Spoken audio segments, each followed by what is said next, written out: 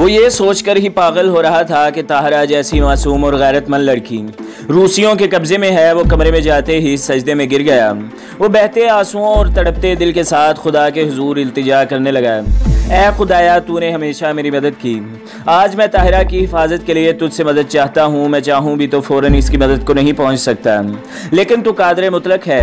ऐ अल्लाह, जिसने तेरे दीन की खातिर अपने भाई को कत्ल कर दिया, मैं तुझसे इल्तिजा करता हूँ कि तू इसकी हिफाजत और मदद के लिए अपने फरिश्ते भेज दे। दुआ के बाद अली ने शहर में इंटेलिजेंस ब्यूरो के चीफ कैप्टन उबैदुल्ला से वायरलेस पर रब्ता कायम किया और उसे बताया कि आज ताहिरा नाम की एक लड़की को रूसियों ने अगवा किया है। उसके बारे में मालूमात फ़ौरन दरकार हैं। अब्दुर्रहमान कमरे में वापस आ चुका था। इसकी आंखों में खून उतरा हुआ था, मगर इसकी ज़ुबान खामोश थी। वो बार बार अली की तरफ देख रहा था। अली की तरह वो भी बहुत परेशान था। अली ने तसल्ली देते हुए कहा, अब्दुर्रहमान, हौसला रखो। ताहिरा के बारे में मैं तुमसे कम परेशान नहीं, लेकिन जज्बात में किया हुआ कोई भी फैसला और बनाया हुआ कोई भी मंसूबा ताहिरा को बचाने के बजाय उसे नुकसान पहुंचा सकता है। अली, मैं तो ये सोचकर पागल हुआ जा रहा हूँ कि ताहिरा क्या सोच रही होगी कि उसका भाई उसकी मदद को अभी तक नहीं पहुँचा। अब्दुर्रहमान ने बात ख़त्म की तो अली ने कहा कि ताहिरा के अगवा के ज़िम्मेदार हम हैं। हमें चाहिए था कि दोनों माँ बेटी को उसी दिन अपने साथ ले आते और उन्हें पाकिस्तान भेज देते। उनके लिए एक एक लम्हा क़यामत बनकर गुजर रहा था। 1 घंटा गुजर चुका था और अभी तक शहर से कोई राब्ता कायम नहीं हुआ था। अली ने वायरलेस पर दोबारा राब्ता कायम किया तो ड्यूटी पर मौजूद फर्द ने बताया कि उबैदुल्ला और दूसरे जासूस अभी तक दफ्तर वापस नहीं आए। वो ताहिरा ही के बारे में मालूमात हासिल करने गए हुए हैं। 2 घंटे बाद वायरलेस पर पैगाम आना शुरू हुआ। कैप्टन उबैदुल्ला ने बताया कि ताहिरा को शहर में मौजूद रूसी कमांडर रोज़िरोफ ने अगवा कराया है। जब से वो यहाँ आया है, हफ्ते में एक लड़की ज़रूर अगवा कराता है। इस अगवा में कम्युनिस्ट उसकी मदद करते हैं। जब वो किसी मोहल्ले में किसी खूबसूरत लड़की को देख लेते हैं तो फ़ौरन इसको इतला रूसी कमांडर को देते हैं। इसके बदले में उन कम्युनिस्टों को भी अयाशी की खुली छुट्टी मिली हुई है। ताहिरा को भी एक कम्युनिस्ट अमजद खान ने अगवा करवाया है। अमजद खान कभी ताहिरा के भाई का दोस्त था। ताहिरा के भाई के बारे में ये कहा जाता है कि इनकलाब सोर वाले दिन मुजाहिदीन ने उसे कत्ल कर दिया था। ताहिरा का भाई बजाते खुद एक अयाश कम्युनिस्ट नौजवान था।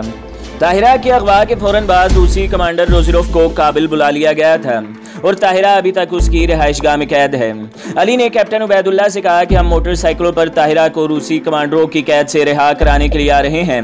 हमारे आने से पहले रूसी कमांडर की रिहाइशगाह के इर्द गिर्द के नक्शे और पहरेदारों के बारे में मालूमात हासिल करके शहर के मशरिक में अहमद गुल खान के बाग के करीब मिलो।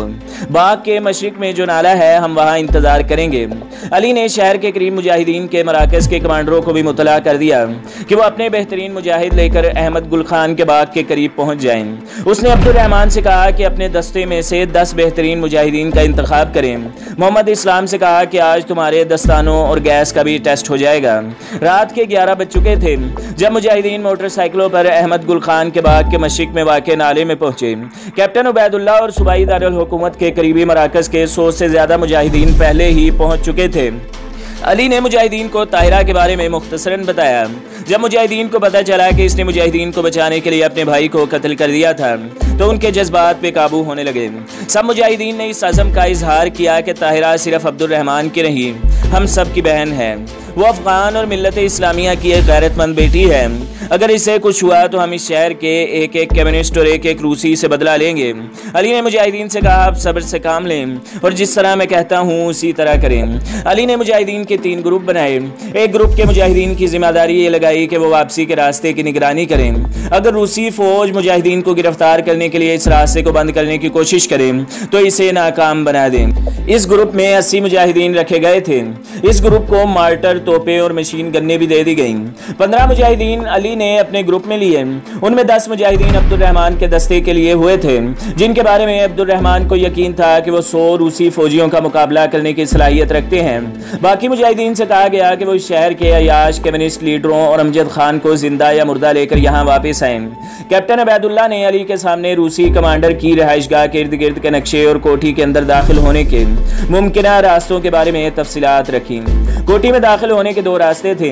एक सामने के दरवाजे से, जिधर पहरेदारों के साथ साथ खूनख्वार कुत्तों का भी सामना करना पड़ता। दूसरा रास्ता गटर के जरिए दाखिले का था।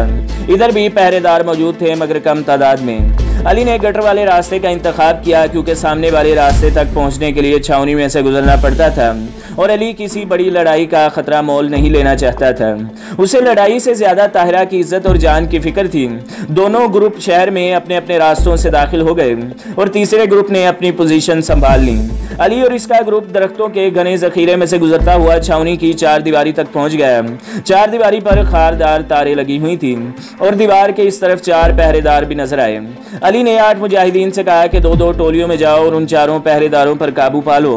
अब्दुर्रहमान के तरबियत याफ्ता 8 मुजाहिदीन जहरीली गैस के दस्ताने पहने जमीन पर लींगते हुए अपने अपने शिकार की तरफ बढ़ने लगे। अभी पहरेदारों से वो कई गज दूर थे कि पहरेदारों को रींगने की सरसराहट महसूस हुई। इससे पहले कि वो मालूम कर पाते कि सरसराहट किस चीज की थी, मुजाहिदीन शाहीनों की तरह झपटे और लम्हों में उनकी लाशें लेकर अली के सामने हाजिर हो गए। ये कारकर्दगी अली की तवक्का से कहीं ज्यादा थी। अभी इन शाहीन सिर्फ मुजाहिदीन की तरबियत के बमुश्किल 2 माह मुकम्मल हुए थे। अब मुजाहिदीन के लिए छावनी के अंदर दाखिल होने का रास्ता साफ था। मुजाहिदीन एक एक करके गटर से गुजरते हुए चार दीवारी के दूसरी तरफ पहुंचना चाहते थे। तकरीबन 200 गज के फासले पर कोठी थी, मगर गैर मुतवक्के तौर पर इधर भी 2 खूनखार कुत्ते पहले के लिए खुले छोड़े गए थे। अभी तक इन कुत्तों की नजरें मुजाहिदीन पर नहीं पड़ी थी। अब्दुर्रहमान ही के 4 तरबियत याफ्ता मुजाहिदीन ने इन कुत्तों को खत्म करने के लिए अपनी खिदमत पेश की। चारों मुजाहिदीन इस तेजी के साथ कुत्तों की तरफ दौड़े कि कुत्ते सिर्फ 3-4 दफा ही भूं भूं कर पाए। अली ने देखा कि कुत्ते छलांग लगाकर मुजाहिदीन पर उछले। उन्होंने दोनों कुत्तों की गर्दनों को अपने हाथों में पकड़ा और गैस से लम्हों में मौत की नींद सुला दिया। अली ने मुजाहिदीन के अंदर चीते की सी फुर्ती देखकर अब्दुर्रहमान की तारीफ की। 10 मुजाहिदीन को अली ने कोठी के बाहर छोड़ा और 5 मुजाहिदीन के साथ रोशनदानों के रास्ते खुद कोठी में दाखिल हो गया। एक से दूसरे और दूसरे से तीसरे कमरे में से होते हुए अली चौथे कमरे में पहुंचा। कमरे में एक लड़की नमाज पढ़ रही थी। लड़की का मुंह दूसरी तरफ था। अगर अली की तरफ भी होता तो चेहरे से तो ताहिरा को नहीं पहचानता था। उसने ताहिरा की आवाज जरूर सुनी थी, मगर शक्ल तो नहीं देखी हुई थी, क्योंकि जिस दिन अली और अब्दुर्रहमान ने ताहिरा के घर पनाह ली थी, ताहिरा उस दिन उनके सामने नहीं आई थी। लड़की ने सलाम फेरा, पीछे मुड़कर देखा। अली की नजरें लड़की के चेहरे पर पड़ी। लड़की निहायत खूबसूरत थी और चेहरा मासूमियत से पुरनूर। अली ने देखते ही नजरें नीची कर ली। लड़की ने भी फौरन चेहरे को दुपट्टे से ढांप कर नजरें झुका ली। अली को यकीन था कि यह लड़की ताहिरा ही है, वरना किसी रूसी की कोठी में कौन नमाज पढ़ता है। लेकिन फिर भी अली ने पूछा, क्या आप ताहिरा ही हैं? जी, ताहिरा ने मुख्तसर जवाब दिया। अली ने उसे बताया कि मेरा नाम अली है और तुम्हारा भाई अब्दुर्रहमान बाहर खड़ा तुम्हारा इंतजार कर रहा है। अली ने मजीद कहा कि मुझे अफसोस है कि हमें पहुंचने में देर हो गई। मैं आपसे सिर्फ ये पूछना चाहता हूँ कि किसी रूसी या जलील अफगान ने अभी तक तुम्हें। अली अपनी बात मुकम्मल भी नहीं कर पाया था कि ताहिरा बोल पड़ी, नहीं, आप देर से नहीं आए। अल्लाह ने आपको बर वक्त मेरी मदद के लिए भेजा है। मैं एक मुजाहिद की बेटी हूँ, अपनी इज्जत की हिफाजत भी अपने वतन की हिफाजत की तरह करती, लेकिन ऐसा महसूस होता है कि अल्लाह ने मुझ पर रहम किया और किसी मुश्किल लम्हे से पहले ही आपको मेरी हिफाजत के लिए भेज दिया। अली ने रूसी कमांडर रेजरोफ के नाम पैगाम लिखकर कमरे में छोड़ दिया। अली ने रूसी कमांडर को लिखा, वजीरोफ, तुम्हारी किस्मत अच्छी थी कि तुम यहाँ नहीं थे। अगर तुम मुझे मिल जाते तो आज तुम्हें अपने साथ ले जाता, और अगर इस्लाम ने लड़कियों को अगवा करने की इजाज़त दी होती तो मैं तुम्हारी बहन और बीवी को रूस से भी उठा कर ले आता। अगर आइंदा कभी तुमने किसी अफगान लड़की को अगवा कराया तो तुम्हारा अंजाम बहुत बुरा होगा। अली ने ताहिरा से कहा कि आप मेरे पीछे पीछे आती जाएं। आखिरी कमरे में पहुंचकर अली सोचने लगा कि ताहिरा को रोशनदान के जरिए बाहर कैसे निकाला जाए। इस सिलसिले में अली ने 2 मुजाहिदीन से कहा कि आप पहले बाहर चले जाएं और दीवार के साथ नीचे खड़े हो जाएं और उधर से ताहिरा के नीचे उतरने में मदद करें। अली ने ताहिरा से कहा कि आप मेरे कंधों पर कदम रखकर रोशनदान तक पहुंचे। ताहिरा हिचकिचाई और कहा कि मैं किसी मुजाहिद के कंधों पर अपने कदम रखूं बहुत मुश्किल है, मैं खुद ही रोशनदान तक पहुंचने की कोशिश करती हूं। अली ये देखकर हैरान रह गया कि ताहिरा न सिर्फ रोशनदान तक आराम से खुद ही पहुंच गई, बल्कि दूसरी तरफ भी उसने बिला खौफ छलांग लगा दी। अब्दुर्रहमान ने ताहिरा का हाल पूछा और इसे खैर व आफियत से देखकर अल्लाह का शुक्र अदा किया। ताहिरा ने अब्दुर्रहमान से कहा, मुझे यकीन था कि मेरा भाई मेरी मदद को पहुंचेगा और मैं शाम से तुम्हारा इंतजार कर रही थी। मेरा दिल तो चाहता था कि मैं उड़कर तुम्हारे पास पहुंच जाऊं। मेरे लिए एक एक लम्हा क़यामत बनकर टूट रहा था। वज़ाते खुद हमारे कमांडर साहब भी इंतहाई परेशान थे। मैंने कमांडर साहब को कभी इतना परेशान नहीं देखा, लेकिन इसके बावजूद उनका हुक्म था कि सब्र से काम लिया जाए। उनके ख्याल में जल्दी में उठाया जाने वाला कोई भी कदम तुम्हें नुकसान पहुँचा सकता था। अब्दुर्रहमान ने बताया, आपके कमांडर साहब कौन हैं? ताहिरा ने पूछा, ओ तो तुम्हें ये मालूम ही नहीं? वही जो तुम्हें कोठी से बाहर निकाल कर लाए हैं, कमांडर अली। अब्दुर्रहमान ने बताया तो ताहिरा ने कहा, मैं तो समझी थी कि आपका कमांडर कोई बूढ़ा मुजाहिद होगा। अली ने अब्दुर्रहमान को आवाज़ दी कि भाई बाकी बातें बाहर जाकर कर लेना, यहाँ 1 मिनट भी मजीद ठहरना खतरे से खाली नहीं। सब मुजाहिदीन छावनी की 4 दीवारी से गटरी के रास्ते बाहर आए। अली को खतरा था कि कोठी की दूसरी तरफ के पहरेदारों से भी टकराव होगा, मगर कोठी के दूसरी तरफ पहरेदारों को शायद पता ही न चल सका। अली ने बाहर आकर ताहिरा से कहा कि मुमकिन है रास्ते में किसी जगह दुश्मन से हमारा टकराव हो जाए, इस सूरत में फौरन ज़मीन पर लेट जाना और अपने भाई अब्दुर्रहमान के साथ रहना। मुजाहिदीन को किसी जगह भी रूसियों का सामना न करना पड़ा और वो आराम से अहमद गुल खान के बाग के करीब नाले में पहुंच गए। रास्ते का पहरा देने वाले मुजाहिदीन अपनी ड्यूटी संभाले हुए थे। अली ने इन्हें हिदायत की कि जब दूसरा ग्रुप आ जाए तो उसके साथ ही वापस आ जाना। नाले पर पहुंचकर मुजाहिदीन ने अल्लाह का शुक्र अदा किया। थोड़ी देर बाद दूसरा ग्रुप भी आ गया। रास्ते पर पहरा देने वाले मुजाहिदीन भी वापस आ गए।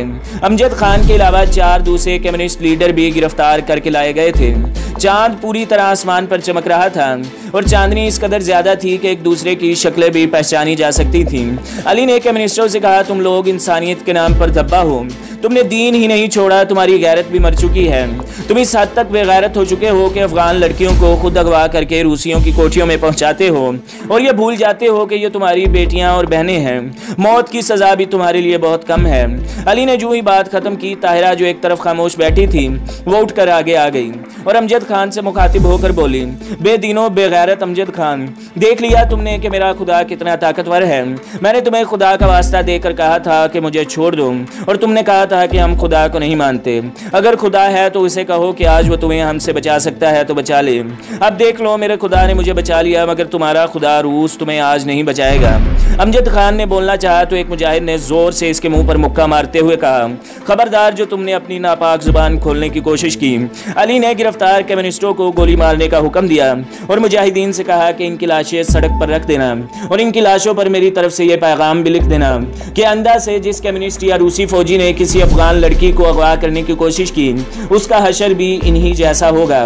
कम्युनिस्टों को अली की मौजूदगी में गोली मार दी गई और मुजाहिदीन अपने अपने मराकज की तरफ रवाना हो गए। सुबह की नमाज से पहले ही अली और इसके साथी अपने मरकज पहुंच गए। ताहिरा को इसकी मां के पास भेज दिया गया। रूसी इस कार्रवाई से मजीद परेशान हो गए। तीसरे दिन इस्तकबालिया पोस्ट से अली को इतला दी गई कि रूसी कमांडर रेजरोफ का नुमाइंदा आपसे मिलना चाहता है। अली ने पूछा कि वो मरकज तक कैसे पहुंचा तो अली ने बताया कि मरकज से बहुत दूर ही पहरे पर मौजूद मुजाहिदीन ने इसे पकड़ लिया और इसकी आंखों पर पट्टी बांधकर उसे आगे भेज दिया गया। रूसी कमांडर रेजरोफ के नुमाइंदे ने अली को कमांडर का पैगाम दिया। अली ने खत पढ़ा। खत में लिखा था, डियर अली, मैं इस पर मुआजरत चाहता हूँ कि आपकी रिश्तेदार ताहिरा को मेरे आदमियों ने गलती से अगवा कर लिया। मैं सूबे में अमन व अमान की खातिर आपको सुलह का पैगाम देता हूँ। आपकी कार्रवाइयों से बहुत लोग मारे जाते हैं और शहरों में रहने वाली अवाम परेशान है। मैं चाहता हूँ कि हम इस सूबे की अवाम के सुकून की खातिर जंगबंदी कर लें। मुआहिदा होने के बाद हम आपके इलाके में कोई कार्रवाई नहीं करेंगे और न बागियों के मराकज पर बमबारी की जाएगी। इस तरह आपको छावनियों, फौजी चौकियों और शहरी इलाकों में कार्रवाइयाँ बंद करना होगी और हमारे 1,500 से ज्यादा गिरफ्तार फौजियों को रिहा करना होगा। फौजियों की रिहाई के लिए हम आपको तावान भी अदा करने को तैयार हैं। अगर आपको मेरी तजवीज़ पसंद हो तो मैं जिस जगह भी आप कहेंगे जंगबंदी के मुआहदे की खातिर बातचीत करने के लिए आने को तैयार हूँ। फ़कत रेजरोफ। अली खत पढ़कर हंसा। इसने मुजाहिदीन से मशवरे के बाद रूसी कमांडर के नाम खत लिखकर रूसी नुमाइंदे के हवाले किया। खत में अली ने रूसी कमांडर को लिखा, कमांडर रेजरोफ, या तो आप इंतहाई मक्कार और चालाक हैं या फिर इंतहाई बेवकूफ़। आपको मालूम होना चाहिए कि जंगबंदी का मामला 2 मुल्कों के दरमियान होता है, घर में घुस आने वाले डाकुओं और चोरों के साथ नहीं। आपकी हैसियत डाकुओं और चोरों की है जो हमारे मुल्क और घर में घुस आए हैं। डाकुओं और चोरों से जंगबंदी नहीं की जाती, उनसे घर खाली कराया जाता है। तुम्हारे लिए बेहतर यही है कि जंगबंदी की बात करने के बजाय इस मुल्क को खाली करके चले जाओ। जब मुल्क से निकलने का फैसला कर लो तो फिर तुम्हें वापसी का रास्ता देने और तुम्हारे जुराइम पर तुम्हें माफ़ करने पर बातचीत हो सकती है। तुमने लिखा है कि मेरी कार्रवाइयों की वजह से अवाम मारे जा रहे हैं। क्या आपसे मैं ये पूछ सकता हूँ कि शहरों, देहात और मुजाहिदीन के ठिकानों पर हजार और 2-2 हज़ार पाउंड के बम कौन गिरा रहा है? टैंकों और बख्तरबंद गाड़ियों से गोलाबारी कौन कर रहा है? बारूदी सुरंगों, जहरीली गैसों, बॉबी ट्रेप्स और खिलौना बमों से बच्चों, औरतों और बूढ़ों का कत्लेआम कौन कर रहा है? 12 लाख अफगानों को किसने शहीद और 4 लाख से ज्यादा को किसने अपाहिज बनाया? लाखों बच्चों को किसने यतीम किया और लाखों सुहागनों का सुहाग किसने उजाड़ा? और मेरे प्यारे वतन की सरजमीन को बंजर किसने किया है? सिर्फ और सिर्फ रूसियों ने। आज चंद कम्युनिस्ट मेरी कार्रवाई से मरे हैं तो तुम्हें इंसानियत याद आ गई है। मैं फिर कहूँगा कि तुम्हारे लिए एक ही रास्ता है कि यहाँ से निकल जाओ। और एक और बात याद रखो रखो कि आइंदा से अगर तुमने किसी भी अफगान लड़की को अगवा कराया तो मैं तुम्हारी मौत बनकर शहर पहुंच जाऊंगा। तुम्हारा दुश्मन अली। दूसरे दिन फिर वही नुमाइंदा आ गया। इसने अली से कहा कि कमांडर साहब ने कहा है कि आप जंगबंदी की तजवीज़ पर दोबारा गौर कर लें, बसूरत दीगर हम सबटेज नाज दस्ते मंगवाने पर मजबूर हो जाएंगे। अली ने नुमाइंदे से कहा, उस कुत्ते रूसी कमांडर को जाकर कह दो कि मुजाहिदीन खुदा के सिवा किसी से नहीं डरते, हम रीछों और भेड़ियों सबका मुकाबला करना जानते हैं। और ये भी सुन लो कि आइंदा अगर तुम इसका ऐसा कोई पैगाम लेकर आए तो हम तुम्हें जिंदा वापस नहीं भेजेंगे। डाकुओं और चोरों के नुमाइंदे से बातचीत करना हुर्रियत पसंदों की तौहीन है और शौहदा से गद्दारी। रूसी नुमाइंदे के जाने के बाद अली ने मुजाहिदीन से मशवरे के बाद मरकज के इर्द गिर्द दूर दूर तक पहरेदारों की तादाद में इजाफा कर दिया और पहरेदारों को घोड़े भी फराहम कर दिए ताकि रात को पहरा देते वक्त उन्हें आसानी रहे। अब्दुल रहमान से कहा कि सबटेज नाज के दस्ते अब किसी भी वक्त हमलावर हो सकते हैं, इसलिए अपने दस्तों की तरबियत मजीद तेज कर दो और रात के वक्त उन्हें मरकज में मुख्तलिफ जगहों पर सुलाया करो ताकि सबटेज नाज के अचानक हमले से किसी किस्म की परेशानी का सामना न करना पड़े। इसके साथ ही काबुल और सूबाई दारुल हुकूमत में इंटेलिजेंस के दफातर को भी कह दिया गया कि सबटेज नाज के हमले की इत्तला हमें बर वक्त मिलनी चाहिए। एक दोपहर अली अब्दुल रहमान के खसूसी दस्ते की तरबियत देख रहा था कि अब्दुल रहमान भी इसके पास आकर बैठ गया। अब्दुल रहमान ने आते ही कहा, ताहिरा और अम्मा को आए हुए एक हफ्ता हो गया है। अली, मुझे भी पता है, चंद दिनों तक इन्हें पाकिस्तान भेजने का इंतजाम कर दूंगा। अब्दुल रहमान ने कहा, लेकिन मैं आपसे एक और बात करना चाहता हूँ। अली ने कहा, बोलिए क्या बात है, मेरे पास सुनने के लिए खासा वक्त है। अब्दुल रहमान ने कहा, अली तुम मेरे भाई और दोस्त हो, ताहिरा मेरी बहन है। मेरा ख्याल था कि तुम खुद बात करोगे, लेकिन जिहाद ने तुम्हारे जहन से हर बात निकाल दी है। ये अच्छी बात है, फिर भी आखिर तुम्हें कहीं ना कहीं तो शादी करनी है। मेरी ख्वाहिश है कि अगर आप इजाज़त दें तो ताहिरा और अम्मा से बात करूं।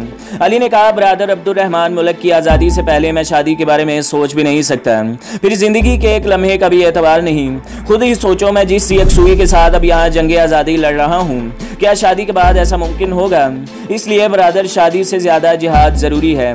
अब्दुल रहमान ने कहा, इस बात पर गौर करो कि शादी के बारे में अगर तुम्हारे ही ख्यालात सब मुजाहिदीन के हो जाएं तो जिस तरह मर्द शहीद हो रहे हैं, इनकी जगह लेने वाले कहाँ से आएंगे? इसलिए जिहाद की खातिर भी शादी बहुत ज़रूरी है, ताकि अगर एक नस्ल जंग आज़ादी लड़ते लड़ते ख़त्म हो जाए तो दूसरी नस्ल इसकी जगह लेने के लिए तैयार हो। फिर ताहिरा ऐसी लड़की है जो तुम्हारी राह में कोई रुकावट खड़ी नहीं करेगी, बल्कि तुम्हारा हौसला बढ़ाएगी। अली ने कहा, तुम्हारी बातें काबिल गौर हैं, फिलहाल मुझे सोचने का मौका दो। अली वहाँ से उठकर चला गया। कमरे में आकर सोचने लगा कि शादी वाकई अगर करनी है तो फिर ताहिरा से अच्छी लड़की कौन होगी। उसे उसकी वो ईमान अफरोज़ बातें याद आ गईं जो इसने अपने भाई के कत्ल से पहले और बाद में की थी। अली को महसूस हुआ कि जैसे ताहिरा के लिए इसके दिल में उसी दिन मोहब्बत पैदा हो गई थी जिस दिन उसने इसकी बातें सुनी थी।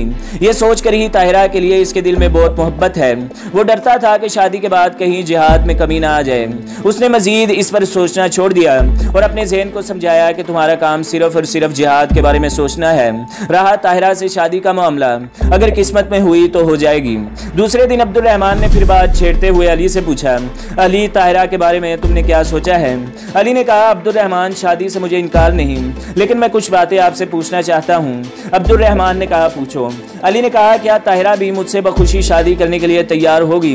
कहीं ऐसा ना हो कि वो ये समझे कि हमने जो इसे बचाया है इससे इसकी कीमत वसूल की जा रही है। अब्दुल रहमान ने कहा, शादी ताहिरा से पूछ कर ही होगी। मेरे ख्याल में तुम जैसे मुजाहिद से शादी करना हर अफगान लड़की अपने लिए बाइस इज्जत और फख्र समझेगी, इसलिए ये कैसे मुमकिन है कि ताहिरा इस शादी पर खुश न हो? अली ने कहा, मैं एक बात और करना चाहता हूँ कि शादी के बाद ताहिरा को पाकिस्तान ही में रहना होगा। इस सिलसिले में भी उससे पूछ लेंगे। अब्दुल रहमान ने कहा, कोई और बात? अली ने कहा, कोई नहीं। अब्दुल रहमान ने अली का शुक्रिया अदा किया और वहाँ से उठकर सीधा ताहिरा की माँ की तरफ चला आया। वो चाहता था कि शादी जल्द अज जल्द हो जाए, कम अज कम पाकिस्तान रवानगी से पहले। जिस वक्त वो ताहिरा की माँ के पास पहुँचा, इत्तेफाक से ताहिरा इस वक्त वहाँ नहीं थी। अब्दुल रहमान ने ताहिरा की माँ से कहा, अम्मा, मैं ताहिरा के बारे में आपसे बात करना चाहता हूँ। ताहिरा की माँ ने कहा, बेटा क्या बात है? अब्दुल रहमान ने कहा, मैं चाहता हूँ कि ताहिरा की शादी कर दी जाए। ताहिरा की माँ ने कहा, बेटा तुमने ताहिरा का भाई बनकर जो भी फैसला किया होगा अच्छा ही किया होगा, लेकिन मुझे भी तो पता चले कि आप इसकी शादी किससे करना चाहते हैं। अब्दुल रहमान ने कहा, अगर ताहिरा राजी हो गई तो कमांडर अली से बात होगी। ताहिरा की माँ ने कहा, बेटा इससे ज़्यादा मेरी बेटी की इज्जत क्या होगी कि उसकी शादी अली से हो जाए। अब्दुल रहमान ने कहा, अम्मा, ताहिरा आ जाए तो मैं उससे भी बात कर लूँ ताकि उसकी मर्ज़ी का भी पता चल जाए। थोड़ी देर बाद ताहिरा भी आ गई। ताहिरा की माँ ने कहा कि लो बेटा, ताहिरा आ गई है, इससे भी पूछ लो। ताहिरा ने कहा, अम्मा, भाईजान क्या पूछना चाहते हैं? अम्मा ने कहा, ये तुम्हारी शादी के बारे में तुमसे पूछना चाहते हैं। शादी का नाम सुनकर ताहिरा भी आम लड़कियों की तरह शर्मा गई। अब्दुल रहमान ने कहा, हाँ तो मेरी प्यारी बहन ताहिरा। अम्मा की बात का जवाब नहीं दिया। ताहिरा ने कहा, जी मैं क्या जवाब दूं, इधर मुल्क में लड़ाई हो रही है और आपको मेरी शादी की पड़ी है। अब्दुल रहमान ने कहा, तुम्हारी शादी से जिहाद नहीं रुकेगा। मेरी ख्वाहिश है कि मैं अपनी बहन की शादी करके इसे पाकिस्तान भेजूं। ताहिरा ने कहा, भाईजान मैं नहीं चाहती कि वतन की आज़ादी से पहले मेरी शादी हो। अब्दुल रहमान ने कहा, अजीब बात है, दोनों के ख्यालात एक जैसे हैं। ताहिरा ने कहा, किन दोनों के? अब्दुल रहमान ने कहा, जी जिससे आपकी शादी करना चाहते हैं उसे भी बड़ी मुश्किल से मनाया है और अब तुमने ना की रट लगा रखी है। मैं अब तुमसे सिर्फ इतना पूछना चाहता हूं कि क्या तुम्हें अली से शादी मंजूर है या नहीं। अली का नाम सुनकर ताहिरा मजीद शर्मा गई। वो सोचने लगी कि भला अली के साथ शादी से मैं कैसे इनकार कर सकती हूँ। वो खामोशी के साथ उठकर वहां से परे चली गई। अब्दुल रहमान भी उसके पीछे चल दिया। उसने समझा कि शायद वो नाराज हो गई है। वो रूस का रहने वाला था। उसे क्या मालूम था कि अफगानिस्तान में लड़कियां शादी के नाम पर यूं शर्माया भी करती हैं। ताहिरा तो पढ़ी लिखी थी, इस वजह से थोड़ी बहुत बात कर लेती थी, वरना आम लड़कियां तो निकाह के वक्त गर्दन हिलाकर ही हाँ में जवाब देती हैं। अब्दुल रहमान ने ताहिरा से कहा, मेरी बात पर नाराज होकर इधर आई हो तो माफ़ी चाहता हूँ। ताहिरा ने कहा, भाईजान मैं आपसे कैसे नाराज़ हो सकती हूँ, ऐसा लगता है कि आपको अफगानिस्तान के रस्म और रिवाज के बारे में कुछ भी इल्म नहीं। अब्दुल रहमान ने कहा, तो इसका मतलब है कि तुम्हें अली से शादी मंजूर है। ताहिरा ने कहा, मुझे क्या मालूम, अम्मा से पूछें। अब्दुल रहमान ने कहा, अम्मा तो इस रिश्ते पर बहुत खुश हैं मगर अली की कुछ शराइत हैं। ताहिरा ने कहा, क्या? अब्दुल रहमान ने कहा, वो चाहता है कि शादी के बाद तुम पाकिस्तान में रहो। ताहिरा ने कहा, क्या? यहाँ रहकर मैं उसके साथ जिहाद में शरीक नहीं हो सकती। अब्दुल रहमान ने कहा, कमांडर साहब का ख्याल है कि औरतों और बच्चों का मुजाहिदीन के मराकज़ और इनके कुर्ब जवार में रहना किसी तौर पर भी जिहाद के लिए अच्छा नहीं। ताहिरा, जब भाईजान कहते हैं कि दुरुस्त होती है तो फिर मैं कैसे कह सकती हूँ कि गलत होती है। अब्दुल रहमान ने कहा, बहुत बहुत शुक्रिया ताहिरा कि तुमने मेरी बात मान ली। अम्मा आपका भी बहुत बहुत शुक्रिया। चंद दिनों बाद अली और ताहिरा का निकाह बड़ी सादगी के साथ हो गया। मुजाहिदीन ने इस कदर सादगी पर एहतजाज किया और वलीमे का मुतालबा किया।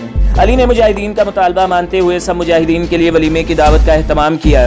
अब्दुल रहमान ने तजवीज़ पेश की कि दावत वलीमा के मौका पर सिप्टस नाज का मुकाबला करने वाले खुसूसी दस्ते का मुजाहिरा भी मुजाहिदीन को दिखाया जाए, मगर अली ने यह कहकर तजवीज़ मुस्तरद कर दी कि अगर मुजाहिदीन में दुश्मन का एक जासूस भी हुआ तो वो हमारी इस खसूसी दस्ते की तैयारियों से आगाह हो जाएगा।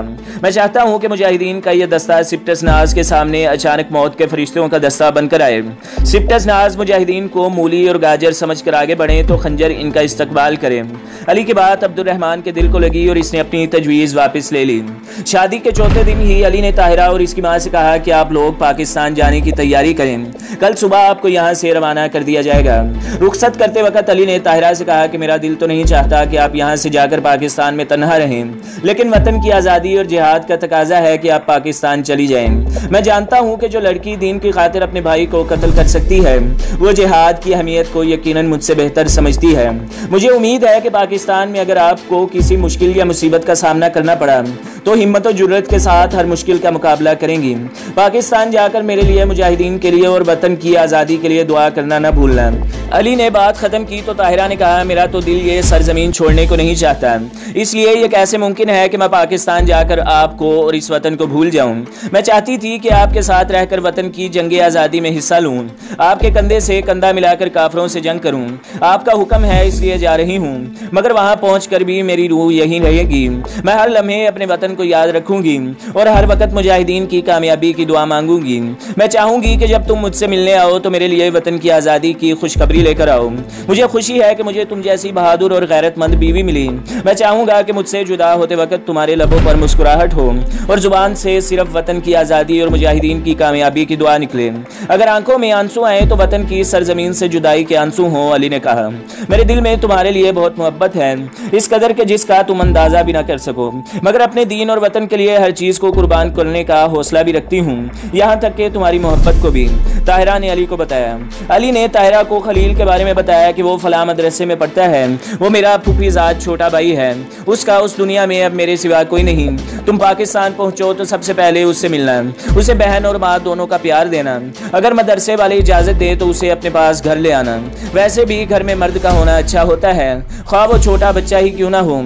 मैं जब भी उससे मिलने पाकिस्तान गया हूँ उसने हमेशा अफगानिस्तान आकर जिहाद में शिरकत करने के लिए जिद की है। वो तुमसे भी यही जिद करेगा। उसे समझाना कि इल्म भी जिहाद जितना ही ज़रूरी है और अफगानिस्तान की आज़ादी के बाद वतन की बहाली के लिए अहले इल्म की बहुत ज़रूरत पड़ेगी, इसलिए पहले इल्म हासिल करो, जब अपनी तालीम मुकम्मल कर लो तो फिर जिहाद के लिए चले आना। अली ने ताहिरा को एक ख़त हेडक्वार्टर चीफ कमांडर के नाम दिया और दूसरा ख़त खलील के नाम। इसके अलावा कुछ रकम देते हुए कहा कि पाकिस्तान में तुम्हें पैसों की ज़रूरत पड़ेगी, ये रख लो। पाकिस्तान में रिहाइश के तमाम इंतजामात के लिए मैंने चीफ कमांडर के नाम खत में लिख दिया है। मैं तुम्हें खुद हेडक्वार्टर तक छोड़ने जाता, मगर सिप्टस नाज के मुमकिन हमले की वजह से मरकज से बाहर नहीं जा सकता। पाकिस्तान पहुंचकर खैरियत का खत जरूर लिखना। वो गार से बाहर आए तो ताहिरा की माँ और अब्दुर्रहमान सामान बांधे इंतजार कर रहे थे। अब्दुर्रहमान ने भी अपनी जेब से कुछ रकम ताहिरा को दी। रकम के अलावा उसने एक सोने की अंगूठी ताहिरा को देते हुए कहा, जंग ज़दा इलाके में इस वक्त मेरे पास और कोई तोहफा नहीं जो मैं अपनी प्यारी बहन को दे सकूं। ये अंगूठी मैंने काबुल से जुबैदा के लिए खरीदी थी। इसे मैं तुम्हें इसलिए दे रहा हूँ कि ये अंगूठी तुम्हें अपने भाई की याद दिलाती रहेगी। ताहिरा ने कहा, भाईजान ये जुबैदा कौन है? अब्दुर्रहमान ने कहा, पहले ना बताने पर माजरत चाहता हूँ, ये मेरी फुफ्फी की लड़की है और मेरी मंगेतर भी। ताहिरा ने कहा, भाईजान फिर मैं ये नहीं लूंगी। अब्दुर्रहमान ने कहा, ताहिरा अपने भाई की खुशी की खातिर ये अंगूठी तुम्हें लेना होगी, अगर तुम न लोगी तो मैं नाराज हो जाऊंगा। वैसे भी तुम सोचो कि अगर मैं जंग में कहीं शहीद हो जाऊं तो यह अंगूठी मेरी निशानी के तौर पर तुम्हारे पास रहेगी। ताहिरा ने कहा, एक शर्त पर लेने को तैयार हूँ। अब्दुर्रहमान ने कहा, किस शर्त पर? ताहिरा ने कहा, यह अंगूठी बतौर अमानत मैं अपने पास रखूंगी। जब मैं जुबैदा को लौटाऊंगी तो आप कोई एतराज नहीं करेंगे। दूसरे, जब आप रूस जाएंगे तो मुझसे मिलकर जाना, और अगर यह मुमकिन ना हो तो मेरी तरफ से खूबसूरत तोहफा खरीद कर मेरी भाभी को जरूर देना, और अली की तरफ इशारा करते हुए पैसे इनसे ले लेना। जुबैदा से कहना कि जो ही मुल्क आज़ाद हुआ और हालात ने इजाज़त दी तो मैं उससे मिलने रूस ज़रूर आऊँगी। अब्दुर्रहमान ने कहा, और अगर वो खुद ही यहाँ आ जाए तो? ताहिरा ने कहा, इससे बड़ी खुशी की बात मेरे लिए और क्या होगी। अली ने इस सूबे में आने के बाद महफूज सड़कें और रास्ते बनाने पर खसूसी तवज्जो दी थी। यहाँ से हेडक्वार्टर तक गाड़ी का रास्ता भी मुकम्मल कर दिया था। अली ने 6 मुजाहिदीन को गाड़ी देकर कहा कि ताहिरा और उसकी अम्मी को हेडक्वार्टर तक छोड़ाओ और कोशिश करना कि गाड़ी हवाई हमलों से महफूज रहे। 2 दिन बाद ताहिरा और इसकी अम्मी को गाड़ी ने हेडक्वार्टर तक बहिफाजत पहुँचा दिया। चीफ कमांडर को जब इल्म हुआ कि अली ने शादी कर ली है तो वो बहुत खुश हुए। उन्होंने फ़ौरन वायरलेस पर अली से रब्ता कायम किया और मुबारकबाद देते हुए कहा, मैं तो तुम्हें अपना बेटा समझता था और तुमने मुझे बताए बगैर शादी भी कर ली। अली ने कहा, बस ये सब अचानक हो गया, इस वजह से इतला न कर सका। चीफ कमांडर ने कहा, कोई बात नहीं, शादी की मुबारकबाद कबूल करो और ताहिरा के बारे में बेफिक्र हो जाओ। वो मेरी बेटी और बहू बनकर मेरे घर में रहेगी। मैं कल ही उन्हें पाकिस्तान भेज दूंगा। ताहिरा बखैरियत पाकिस्तान पहुंच गई। पाकिस्तान पहुंचकर दूसरे ही दिन वो खलील से मिलने गई। खलील ताहिरा से मिलकर बहुत खुश हुआ। उसने शिकायत करते हुए कहा, भाभी जान, मुझे अली भाई से शिकायत रहेगी कि उन्होंने मुझे अपनी शादी पर नहीं बुलाया। ताहिरा को गए हुए 2 हफ्ते हो गए थे। जब हेडक्वार्टर से मुजाहिदीन डाक लेकर आए तो इसमें अली के नाम भी खत था। यह खत ताहिरा की तरफ से था। ताहिरा ने अली को लिखा था कि हम खैरियत से पहुंच गए हैं। खलील के बारे में लिखा था कि वह मदरसे में रहता है मगर खाना घर आकर ही खाता है। अब्दुर्रहमान के नाम अलहदा खत था। सूबाई दारुल हुकूमत और काबिल से अली को एक ही दिन ये पैगाम मौसूल हुआ कि 3 दिन बाद रात को सिप्टस नाज आपके मरकज़ पर हमला करने वाले हैं। अली ने अब्दुर्रहमान के तरबियत याफ्ता मुजाहिदीन को इस रात मरकज़ में अहम जगहों पर मुतय्यन कर दिया। मोटरसाइकिल और घोड़े भी तैयार रखने का हुक्म दिया। पहरेदारों को मुकम्मल तौर पर चौकस रहने को कहा। तमाम पोस्टों को कह दिया कि रात को अगर आपकी पोस्ट के करीब हमला हो तो फौरन मुतला करें। अली, अब्दुर्रहमान, मोहम्मद इस्लाम, दरवेश खान और इंजीनियर अब्दुल्ला ने रात को जागने का फैसला किया ताकि हमले का जवाब देने में 1 मिनट की भी ताखीर न हो। रात को 1 बजे मरकज से कुछ दूर 3 जगहों पर हेलीकॉप्टर से सिप्टस नाज उतरने शुरू हुए। अली ने मुजाहिदीन को मुतल्लका जगह पर पहुंचने का हुक्म दिया और साथ ही हिदायत की कि सिप्टस नाज को पूरी तरह घेरे में लिए बगैर कोई कार्रवाई न की जाए। घोड़ों के साथ साथ मोटरसाइकिल भी तैयार रखे जाएं ताकि भागने वाले सिप्टस नाज का पीछा किया जा सके और कोई सिप्टस नाज जिंदा वापस न जा सके। अली ने तमाम पोस्टों के कमांडरों को चौकन्ना कर दिया कि हमला हो चुका है, इसलिए हर पोस्ट पर मुजाहिदीन चौकन्ने रहें और हर किस्म की सूरत हाल से निपटने के लिए अपने आप को तैयार रखें। अब्दुर्रहमान के तरबियत याफ्ता मुजाहिदीन न सिर्फ लड़ने बल्कि घुड़सवारी और मोटरसाइकिल चलाने में भी इंतहाई माहिर थे। मोटरसाइकिल चलाने के इतने माहिर थे कि अगर 3 कलाशनकोफ से बैक वक्त भी उन पर फायरिंग की जाती तो वो बचकर निकलने की महारत रखते थे और चलते हुए मोटरसाइकिल से भी उनका निशाना खता नहीं जाता था। इसके बावजूद अली अल्लाह ताला से दुआ करना न भूला। दुआ करते हुए उसने कहा, या अल्लाह, अगर तू मुजाहिदीन की मदद न करेगा तो हमारी तैयारियां और महारत कुछ भी नहीं कर सकती। ऐ अल्लाह, सिपनज नाज के मुकाबले में तू ही मुजाहिदीन को फतह और नुसरत अता फरमा और मदद के लिए अपने फरिश्ते भेज दे। मुजाहिदीन पत्थरों और दरख्तों की ओट में और पहाड़ों पर खोदे गए छोटे छोटे गढ़ों में छुप गए। सिपनज नाज फायरिंग करते हुए तीनों जगहों से आगे बढ़ने लगे। जो ही वो मुजाहिदीन के करीब पहुंचे, मुजाहिदीन झपट कर इन पर सवार हो जाते, इन्हें अपने मजबूत बाजुओं में जकड़ लेते, खंजर या फिर दस्तानों में बंद गैस से उन्हें हलाक कर देते। 2 बजे लड़ाई शुरू हुई और 5 बजे तक सिपटज नाज मुकाबला करते रहे। इसके बाद सिपटज नाज पसपा होना शुरू हो गए। सिपटज नाज के बारे में कोई सोच भी नहीं सकता था कि वो कभी पसपा भी हो सकते हैं। पसपा होने की तरबियत उन्हें दी ही नहीं गई थी, इसलिए वो बड़े गैर मुनज़्ज़म तौर पर पसपा हो रहे थे। जो ही वो पसपा होना शुरू हुए, मोटरसाइकिल सवार और घुड़सवार दस्तों को पीछे से इन्हें घेरे में लेने का इशारा दे दिया गया। सुबह तक एक भी सिपटज नाज जिंदा न बचा था। मरकज के गिर्द अली के हिफाजती सर्कल इस कदर मुकम्मल थे कि एक भी सिपटज नाज बचकर न निकल सकता। सुबह सिपटज नाज की लाशों को इकट्ठा किया जाने लगा। 12 बजे तक 250 से ज्यादा लाशें इकट्ठी हो चुकी थीं। अली ने सिपटज नाज की लाशों का मुआयना किया। सिपटज नाज वाकई इंतहाई मजबूत जुस्से के फौजी थे। उनके हाथ लोहे की तरह सख्त थे और जंगली दरिंदों की तरह बड़े बड़े दांत थे। शायद कच्चा गोश्त खाने से इनके दांत बढ़ गए थे। गोली इन पर कम ही असर कर सकती थी। अक्सर की गर्दनें खंजरों से काटी गई थीं या फिर गैस से हलाक हुए थे। भागने वालों की पिंडलियों पर गोलियां लगी हुई थीं।